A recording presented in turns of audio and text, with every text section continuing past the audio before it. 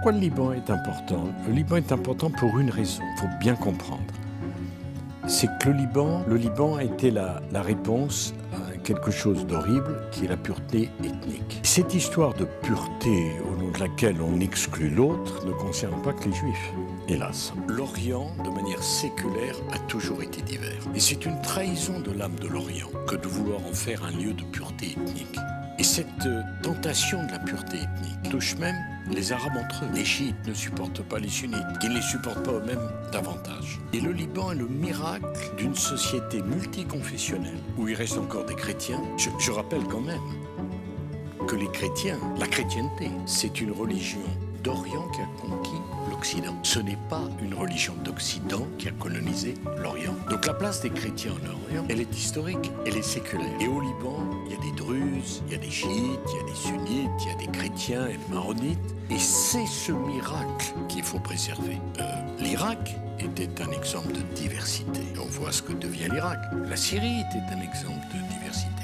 Et on voit ce que devient la Syrie. Donc, le Liban, qui a longtemps été considéré comme la Suisse de l'Orient, est le témoignage que l'âme orientale, c'est une âme diverse. Je voudrais d'ailleurs dire que la démocratie, au sens où on la connaît, appliquée au Liban, serait une catastrophe. Parce que, au nom de la démocratie, c'est une majorité chiite qui prendrait le contrôle de tous les postes. Alors que, comme vous le savez, dans la constitution libanaise, le Premier ministre doit être sunnite, le président du Parlement doit être chiite, et le président de la République doit être chrétien. Le contraire des règles démocratiques, qui sont, si vous avez une voix de plus que l'autre, vous n'exercez pas le pouvoir. C'est une société multiconfessionnelle qui doit être préservée, pour lequel j'ai beaucoup d'amitié, et les liens entre la France et le Liban sont très importants. Mais qui a amené, vous dites, c'est effectivement cette société multiconfessionnelle avec cette représentativité jusqu'à la tête du Liban, a amené justement une déliquescence de ce pays et puis une prise en otage,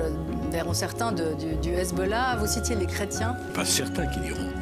Le Liban est pris en otage par une organisation terroriste politique qui s'appelle le Hezbollah. La première victime de cette mainmise, ce sont les Libanais. La première agression, c'est celle du Hezbollah, qui a mis en coupe réglée un pays qui ne demandait qu'à vivre démocratiquement. Et même encore aujourd'hui, avec ce qui se passe, il y a beaucoup de Libanais qui se réjouissent, contrairement à ce qu'on pense, de voir les activités du Hezbollah mises au grand jour. Mais il y a aussi beaucoup de chrétiens. Récemment, justement, il y a un village chrétien qui a été décimé dans les bombardements.